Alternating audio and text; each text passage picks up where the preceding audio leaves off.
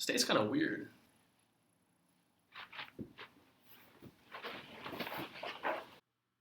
What is human trafficking? By definition, human trafficking is the modern-day version of slavery or illegally selling people for commercial gain. There are two different types, labor trafficking and sex trafficking. Labor trafficking is when individuals perform labor or services through the use of force, fraud, or coercion.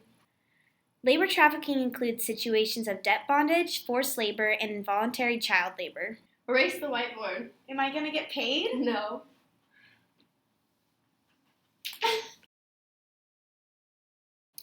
Sex trafficking is a hidden crime in which traffickers use force, fraud, or coercion to lure their victims and force them into labor or commercial sexual exploitation.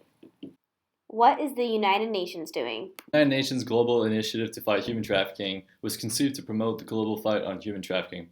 On the basis of international agreements reached at the UN, to date, 140 parties have signed the protocol to prevent, suppress, and punish trafficking in persons, especially women and children, which supplements the Palermo Convention against transnational organized crime.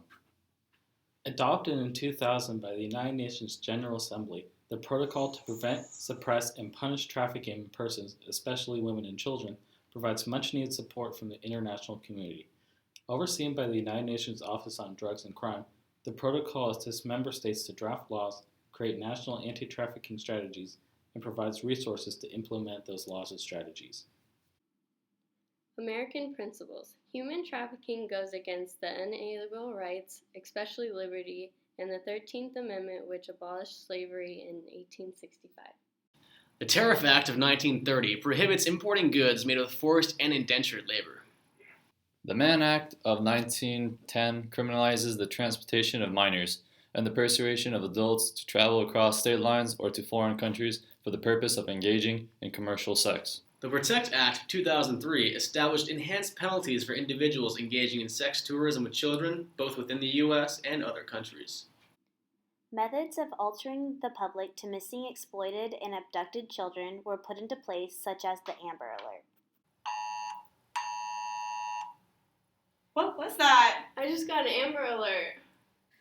The Trafficking Victims Protection Act of 2000 established methods of prosecuting traffickers, preventing human trafficking, and protecting victims and survivors. This act mandates restitution to be paid to victims and attaches severe penalties to sex traffickers. All of these acts protect American principles against both labor and sex trafficking. How does this affect the younger generation? Well, 50% of the victims are under the age of 16, and 76% of transactions for sex for underage girls occur over the internet. So every time you're on social media, this could be happening. And young people are always on social media. How can we make a difference to stop human trafficking? Well, as individuals, we can't really do anything. We don't have the power to stop. But if you contribute to charities, they can actually raise awareness and help stop the issue. But if you do notice anybody getting taken against their will, get help and do something. Right away. Call 1-866-347-2423 or visit www.ice.gov/tips to report suspicious criminal activity regarding human trafficking to specialists with U.S. Immigration and Customs Enforcement. Also, victims can get in touch with service providers from the National Human Trafficking Resource Center, and they will connect them to their local help center to receive assistance, training, and resources.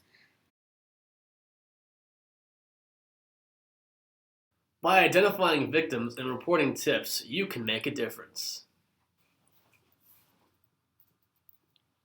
Bro, this is forced labor, man. I don't care. Someone needs to contact the NHTRC.